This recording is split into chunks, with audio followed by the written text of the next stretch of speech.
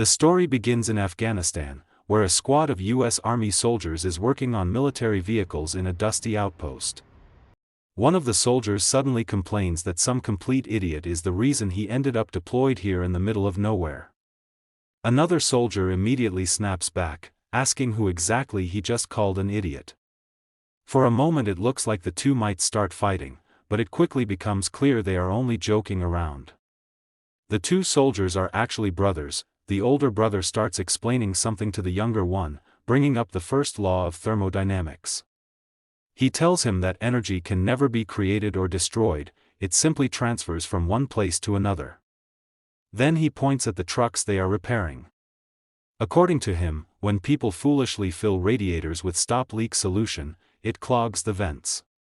When the vents get blocked, heat cannot escape, pressure builds up inside the system, and eventually the radiator bursts. The younger brother listens but tells him they really should not be wasting time fixing trucks. He believes they should be fighting on the front lines instead. Then he brings up something important, the Ranger Assessment and Selection Program, known as RASP.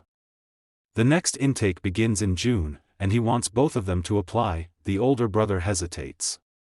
He says the Rangers are extremely hardcore soldiers, and he might already be too old for that kind of elite training. But the younger brother reminds him that they once promised they would do it together. After thinking about it for a moment, the older brother finally agrees. He tells his brother he will give it a shot. However, before anything else can happen, their base is suddenly ambushed.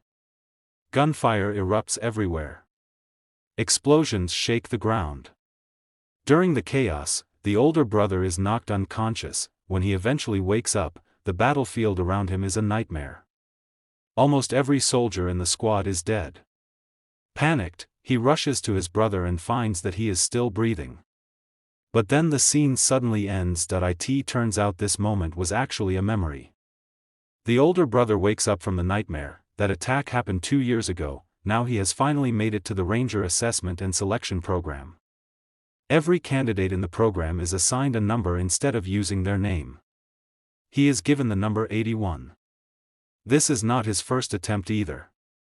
In fact, he has applied 4 different times and barely managed to qualify before the age limit. Since he holds the rank of E6, he should technically be assigned as a team leader.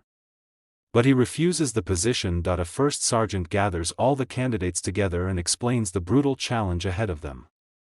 They are about to begin 8 weeks of some of the toughest military training in the world. Their physical strength, mental endurance, and emotional stability will be pushed far beyond their limits, and if they manage to survive until the very end, they will face the final test, a brutal 24-hour simulated combat mission, sometimes called the Death March. Only those who finish that mission will qualify to become members of one of the most legendary units in the U.S. Army. The training begins. Over the following weeks, the soldiers go through extremely intense exercises. Every week, some candidates fail and are sent home. Their rifles are loaded only with blank rounds since this is still a training simulation. Among all the candidates, number 81 performs incredibly well. Physically he is one of the strongest in the program. But there is one problem: he keeps to himself.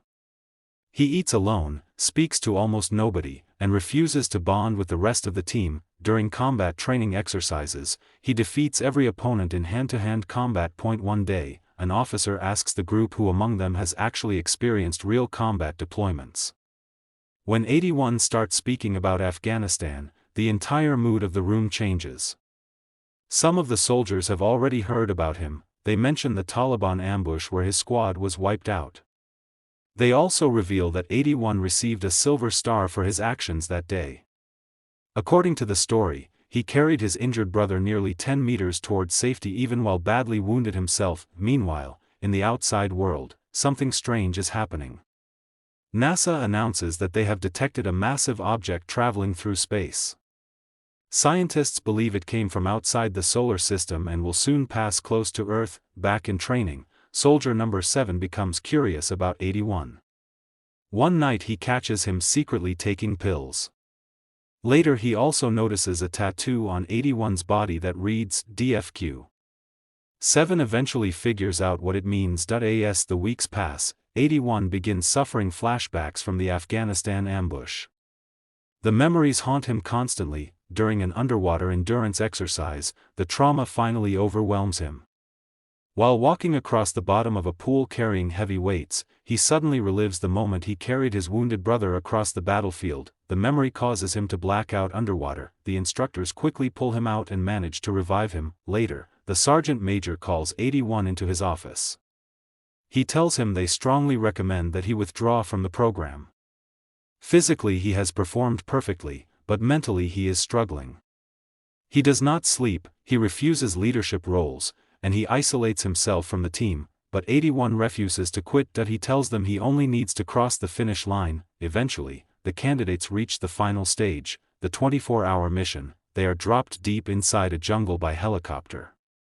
According to the mission briefing, they must locate a crashed helicopter, destroy it, rescue a captured pilot from a hostile village, and return safely to base. This time, the instructors force 81 to become the team leader, but soon after the mission begins, something strange streaks across the sky at incredible speed. At first, the soldiers believe it might be artillery fire. Then they discover something far worse. A mysterious machine suddenly activates and begins attacking them. It is not human technology. The soldiers are hunted through the jungle by a powerful alien war machine that easily destroys everything in its path. One by one, the candidates are killed during the brutal pursuit. The survivors slowly realize that the object NASA detected was not an asteroid at all. It was part of a massive alien invasion. Despite losing nearly all of his teammates, 81 refuses to give up. Using his mechanical knowledge, he eventually discovers a weakness in the machine. By forcing rocks into its vents, he blocks its cooling system and causes it to overheat. The alien war machine explodes, but the war is only beginning. When 81 finally returns to base carrying the injured Soldier 7 on his shoulders, he learns the terrifying truth.